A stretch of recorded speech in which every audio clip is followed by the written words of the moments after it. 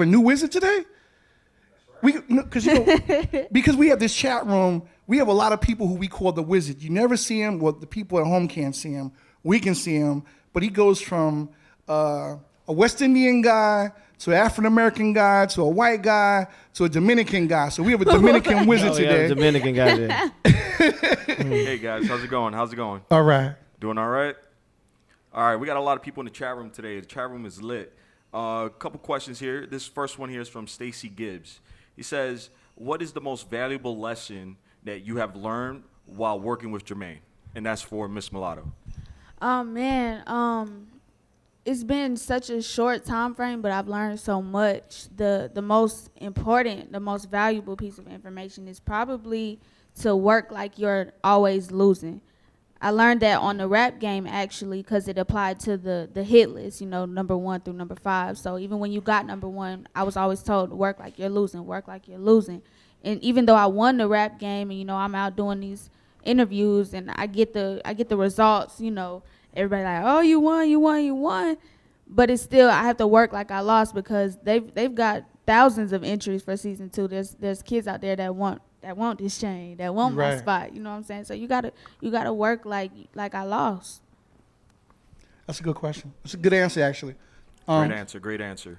Okay, this next question here is from DJ Stone, and it's for Jermaine. It says, Jermaine Dupri, I remember when you and the Brat touched the Tunnel nightclub stage. How will you continue to make epic club records with Miss Mulatto? And Jermaine, before you answer that, we shot that. Me and this man right here, we shot that footage of you in the tunnel with Brat. So yeah, that's crazy. We was doing another show.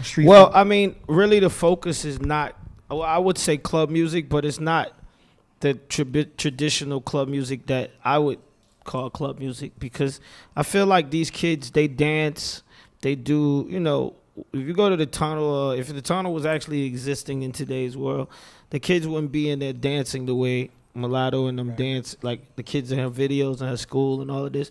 So the music that we're making for her, it goes to that group of people. Like for those kids, we want to pierce that audience. I don't know that it would be the same as the like Compound Club in Atlanta or whatever. I don't know that's not the market that we're going after. It's important that the kids that watch videos and copy videos and get on YouTube and try to recreate that stuff and those dances, that it's very important that we hit that crowd and we really target that audience. The older she gets, then I guess we get that down the road. But right now, like when people talk to me like, how do you believe you're gonna make Miss Mulatto successful? The way I'm going to make her successful is that we pay attention to her lane. And her lane right now is wide open. She's not in competition with the Brat. She's not in competition with Missy Elliott. She's not in competition with Nicki Minaj. She's not in competition with Iggy. Like all of them, they make records that's in a different age bracket. Right. She's making records for kids and families that can listen to their music and have fun and come to her shows and this, that, and the third. And as long as we focus on that, we should be cool. You know what I mean? Right now, she's leading that pack. And if anybody else that comes out and does it like tomorrow or the next day, they're going to say she copying.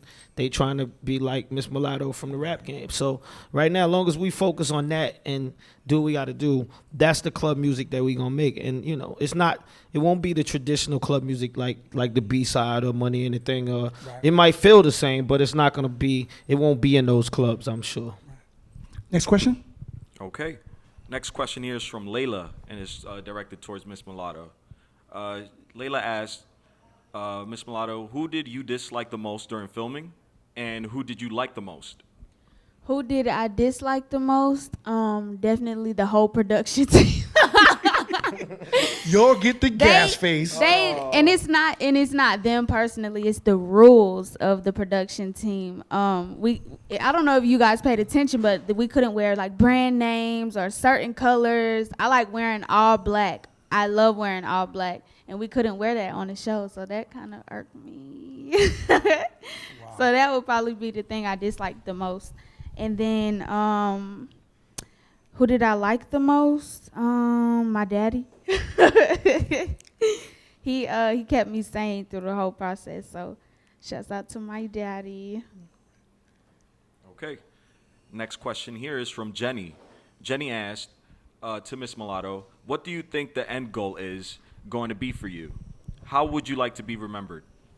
The end goal.